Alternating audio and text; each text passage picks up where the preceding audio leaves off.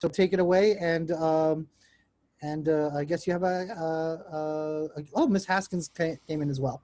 All right, Wonderful. so take it away. All righty. Hello, ladies. How are you tonight? Hello. Good. How are you? Good. I'm good. I'm good.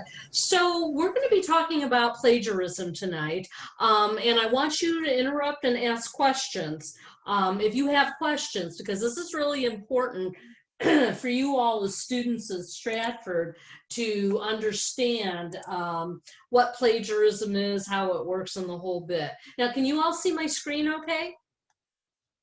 Yes. Yes, ma'am. Perfect. Okay. So let's go ahead and get started. There we go.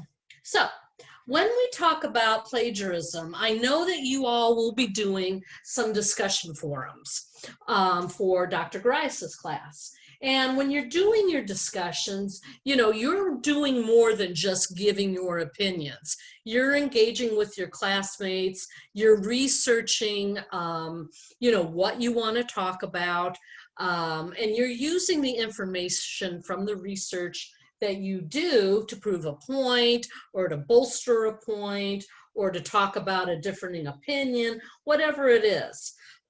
So before we start talking about plagiarism itself, let's talk about real quick some of the resources that you have available through the Stratford Library. Now, have either of you, are you both new students this term? No, ma'am. Okay, so no, what about, I'm sorry, I'm not sure who's talking. I can't see that. Is anybody a new student? Well, I'm not a new student. This is my second term. Okay, okay. Yeah. Okay, great. So if you haven't been introduced to the library yet, the library, we have all kinds of resources that are available to you through the library link on Moodle. And you simply have to click on the library link and click on how to access the databases. And that will take you to where you can access journal articles, academic ebooks, encyclopedias, newspaper articles. So by using those resources, you know that you have good, reliable information. Okay, can either of you tell me what the issue is if you tried to just search the internet and use information from Wikipedia? This is Letitia. I think that we could be getting some false information or not current information. Right, Wikipedia. One thing to know is that you never want to cite Wikipedia as a source at Stratford University. And the reason being is that Wikipedia can be edited by just about anybody. And with those sorts of privileges, people can write whatever they want on Wikipedia. So while it might give you a good general background of something, it's never something you want to use as a source, okay? And I'm sure in some of the classes, you know, we'll talk more about our databases and how to search them and things like that. But I wanted to give you an idea of what's available to you. So once you get all your resources together, then you're ready to write your paper. And this is at the point of which you have to be careful that you don't commit plagiarism. Okay, can any of you guys tell me what plagiarism is? Using someone else's work. Yep, you've got pretty much the gist of it. It happens when you're using you know, your source's words, maybe pictures that they've put, or graphs or tables that they've put in an article or from a book, maybe off of the internet. You use that information in a presentation or in a paper, but you don't give that source credit, okay? That's when you commit plagiarism. Now, there are two major types of plagiarism, both intentional and unintentional. So let's look at intentional first and talk about that, okay? So we just said it involves taking information and work from one of your sources, but it can also take, it can also be purchasing a pre-written paper excuse me, or having somebody else write a paper for you. That's actually, that's all considered plagiarism as well as cheating. Submitting another person's work as your own, that's certainly cheating and plagiarism. Now, making up citations, that's plagiarism as well as what's called falsification. So maybe Dr. Garias has given you an instruction that says you need to have, 4 or 5 resources for your discussion, okay? But you can only find 3. So you make up 2 of them. That's considered, those 2 that you make up, that's considered plagiarism, okay?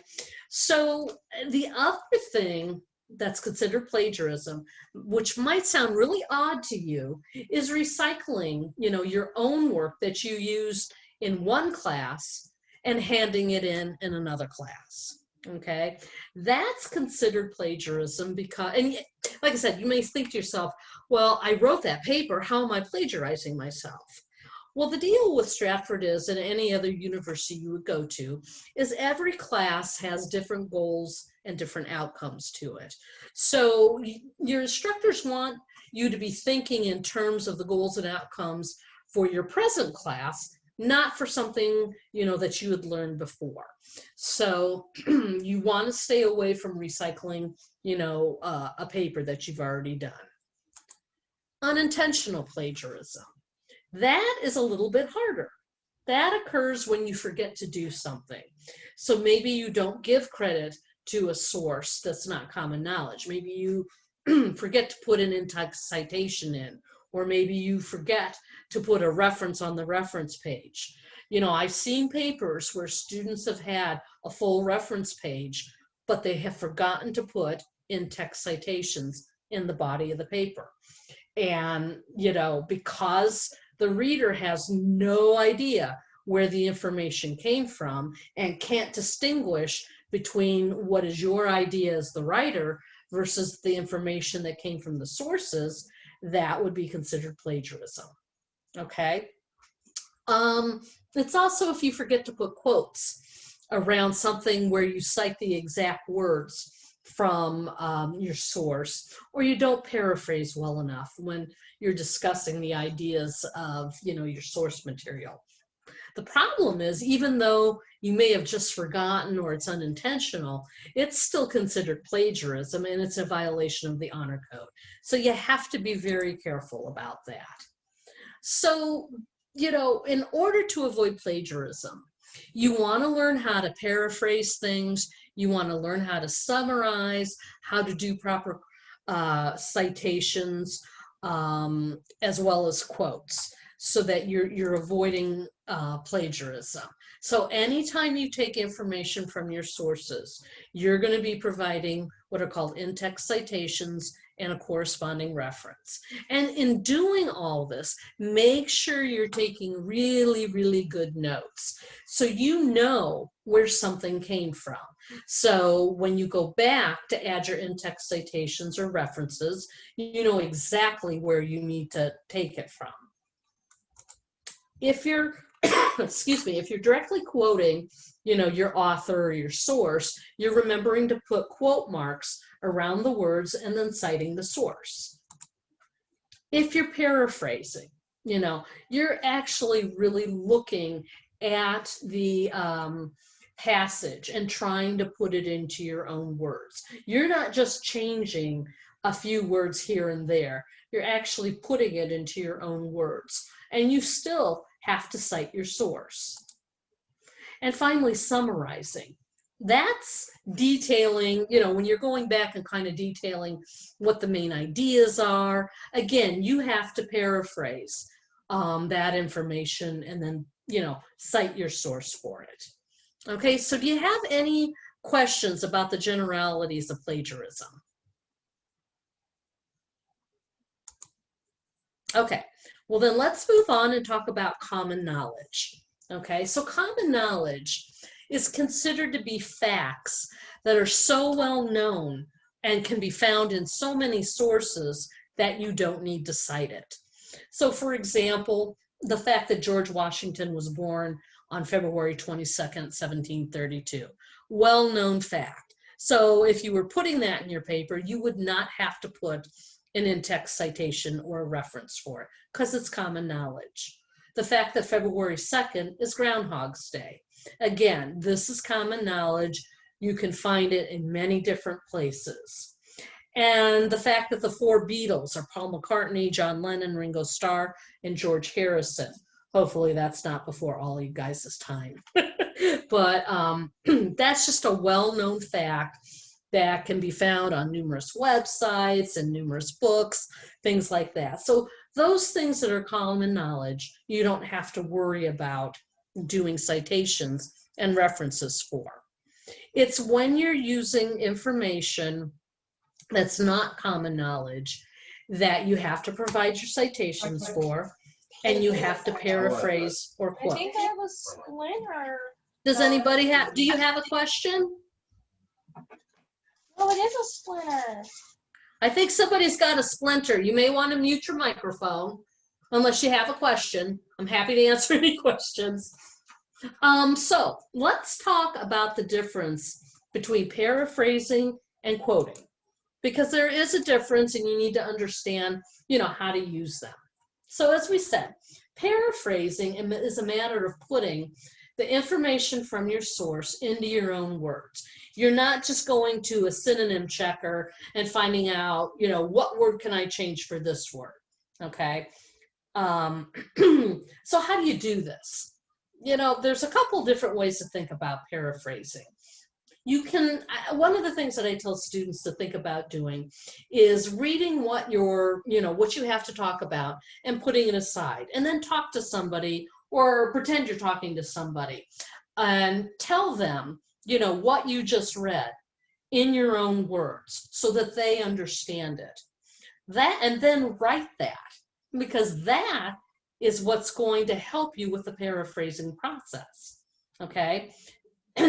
By putting it in your own words, you're using the idea, but you're letting your reader know that you understand the material, okay? You can also work with changing around the sentence structure and things like that. But in the end, for any kind of paraphrase, you want to make sure that you're using an in-text citation, because even though you're putting it in your own words, you're still using information from your source. Okay, so quoting, that's a little bit different. That is when you're taking information from your source and you're quoting it word for word exactly as it appeared in the article or the book or the website. You don't want to use quote marks and then, change around words or drop words or paraphrase or something like that. The quotes let your reader know that you took this directly from your source. Okay, and of course you're going to use an in-text citation, and we'll talk about the APA formatting of it next week. But you'll be using an in-text citation, which will include the author's name, last name, the year of publication, and a page number or a paragraph number. Now, something to remember is that you only want to use a couple of quotes throughout your paper. Okay, you don't want to put quote after quote after quote in your paper, because that just means you're regurgitating the words that are in your source. That really doesn't tell your reader whether or not you're understanding what your source is talking about. Okay, now certainly if it's a definition, that's pretty hard to paraphrase, so you'll probably want to quote definitions. If you have quotations that are kind of long quotations, over 40 words, normally what you do is you use something that's called a signal phrase to introduce the quotation. So Smith 2020 indicated blah, blah, blah.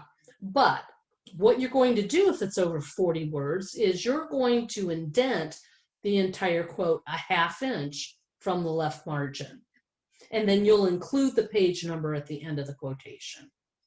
So, okay, let's go ahead and let's look through some exercises, okay? Because this will help you get an idea of how, you're paraphrasing and quoting.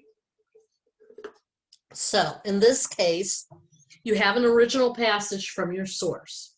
And it says in Cambodia, 99% of the revenue from user fees is retained at the facility level to pay staff incentives and to supplement the insufficient and late disbursement of government funds, thus creating staff motivation and ownership and allowing flexible facility management.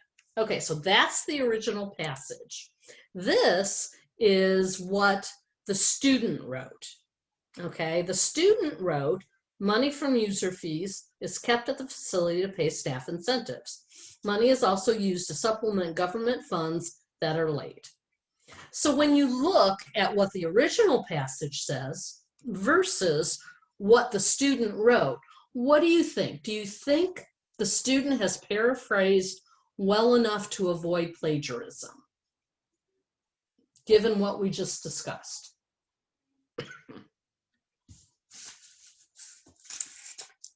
Any thoughts?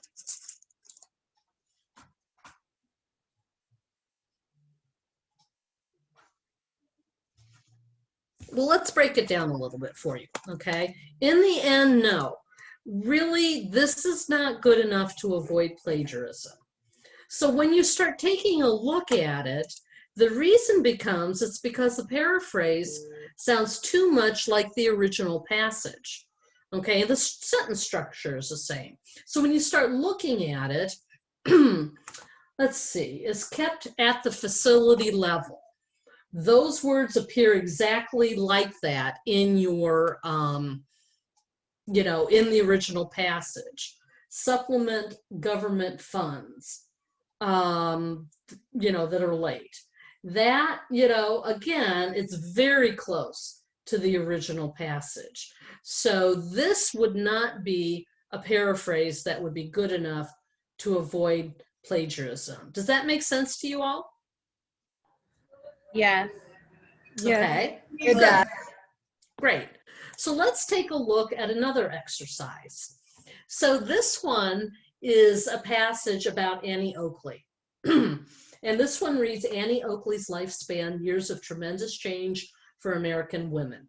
By the time of her death in 1926, Americans were celebrating the liberated, urban-focused modern times of the Jazz Age. Women had won the right to vote, wore less restrictive clothing, and followed a changing ideal that was loosening some of the restrictions on women's roles and behaviors that had reigned throughout the 19th century.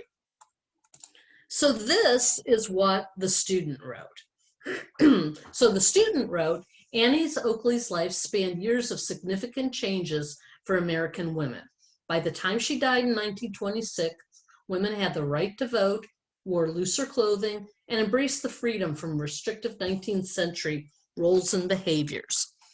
So what do you think about this one, this paraphrase? Do you think this one is good enough to avoid plagiarism? No. No. No. Why? Why? You guys are correct. That is correct. Why do you say that? Because she just changed, just did a little wordplay and just changed around, but kept the same kind of ideas and concepts that was in the first sentence that was wrote. Right, yeah. And you do want to keep the idea the same, but you're right. It sounds way too much like the original passage. Again, the sentence structure is the same and the whole bit. Too many of the same words. So let's take a look at this student paraphrase. What do you think about this one? As discussed in the biography on PBS's American Experience webpage, sharpshooter Annie Oakley lived through a period of many liberating changes for women from the Victorian era through the first quarter of the 20th century. Examples include voting rights for women, as well as freedom to wear comfortable and practical clothing. What do you think about this one? I like this one. I think that one is okay. I think this one is okay. You guys are correct. Because in the end, what has been done when the student paraphrased this was they took the idea, but they put it in their own words. They avoided using a lot of the same words that, you know, were in the original passage. And if Dr. Garias read this, and looked back at the original passage, he could see that you as the writer understood what was being discussed in that original passage by putting it into your own words. Okay? Good deal. You guys got that? So let's take a look at the next one. Let's go back to that first quote, the Cambodian quote. 99% of the revenue from user fees is retained at the facility level, blah, blah, blah. This is what the student wrote, okay? Workers are invested more in their jobs when a healthcare institution is able to put the money realized from user fees towards programs that will benefit the staff. What do you think? Yes, that one's good. That one's good. Yep, this is much better. And again, it takes the ideas from the passage, but it doesn't use the exact same words. The concepts are the same, but the verbiage is a little bit different. Okay, so next, this quote right here, fundamental ethical, legal, and policy challenges of public health is balancing public and individual interests, often conceptualized as the conflict between utilitarianism and I can never pronounce this, libertarianism. During the COVID-19 corona disease 2019 pandemic, the struggle has involved the imposition of extraordinary levels of government-mandated social distancing to protect public health, followed by impassioned efforts to lessen these constraints in the interests of individual liberties and economic renewal. So, this is what the student wrote. What do you think? Do you think this is a good enough paraphrase to avoid plagiarism? It is. Yes, it is. Yep, you guys are right. Yeah, because again, you've taken the idea about, what's going on between the government versus the rights of people, and putting it into your own words. So yes, you guys got that right. You're doing great. Wonderful. So let's now talk about a quote. Okay. In this case, this is the original passage from the article. To date, there's been no systemic investigation of auditory dysfunction across the fetal alcohol spectrum. Okay. That's actually from the article itself. This is what the student wrote. The student wrote a quote. Now, there's a few things wrong with what the student wrote in terms of the quote. So given what we talked about in terms of quoting, what do you see is wrong with this quote?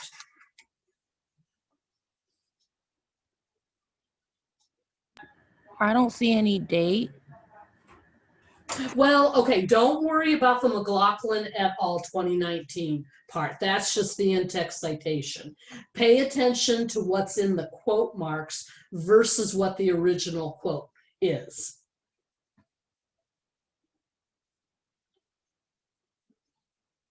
Do you see any change up of words or? Oh yeah, symptomatic is missing. Okay, What else? And the fetal, the F is not is capitalized.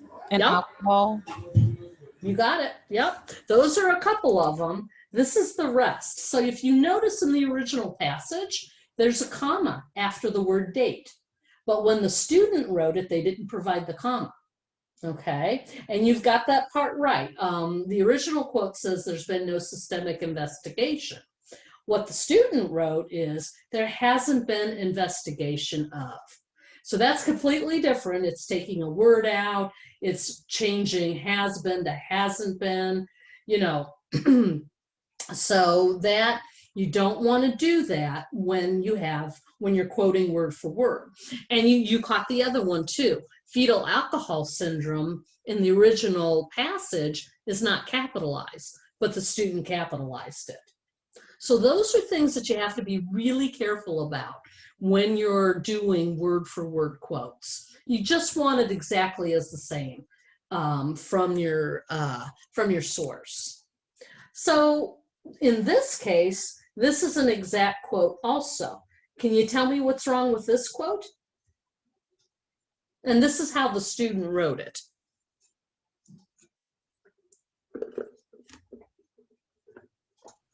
I see no quotation marks. Well, there's a reason that there's no, blah, blah, I didn't say that right. There's a reason there's no quotation marks, and that is because this is one of those quotes that are longer than 40 words, okay? So those need to be indented a ½ inch. So when you're doing that, you don't have to use quote marks, okay? And I probably should have explained that a little bit better earlier. So your reader knows that this is a direct quote because the entire quote, you see how it's indented, the entire quote is indented in. That's how they know that it's that it is a quote. Does that make sense? Do you have questions about that? Nope, it makes sense. Cool. Okay. So that's just the image reference that I've got. Let's talk about your resources that are available to you. Okay. You have access to an APA resource guide, and you can find that link in Moodle if you click on Library and then click on APA resources. It's available 24/7. And it's got a lot of information on plagiarism, on paraphrasing. Like I said, next week we'll talk more about, you know, APA itself, in-text citations and references. You can contact the library for help. That is our email right there, library@stratford.edu. You've got my phone number and Google Voice number down below. I'm happy to help you with this kind of stuff. You can also drop into our library Zoom room. We have hours Monday through Saturday during the day and into the evening during the week. If you're having problems with something, you can always log into Moodle, and on the right-hand side, there's a student success block. And that student success block will have the link to the library Zoom room, as well as the hours that we are all available. So I think there might be a question. Okay, so can I was just looking at the chat real quick. Do you have any questions? Right at the moment, I have none. I'm doing pretty good. Okay. I'm grasping it well. Good, good. Sylvia, did you have a question? No, I don't have any questions. Okay. Okay, Letitia? Okay. If you guys have, like I said, if you have any questions, feel free to reach out, because we at the library are here to help you, and, you know, we are a resource for you. So make sure, you know, you use us, because that's what we're there for. So then next week, like I said, we'll talk more about in-text citations and references, so you have an idea how you're using them within the body of your paper to also help you avoid plagiarism. So what I will do is I will send you all a copy of the PowerPoint so that you have something to take a look at. And I will also send you a link to an evaluation, if you wouldn't mind filling it out. That way, you know, we know how we're doing when we're doing these presentations on Zoom. Or if you have any questions, you know, it has a comment section on it. You're more than happy, you're more than, please feel free to ask the question. Put your name on it if you'd like to, because the surveys are anonymous. So you can also email me with questions. So Dr. Garias, I will give it back to you then.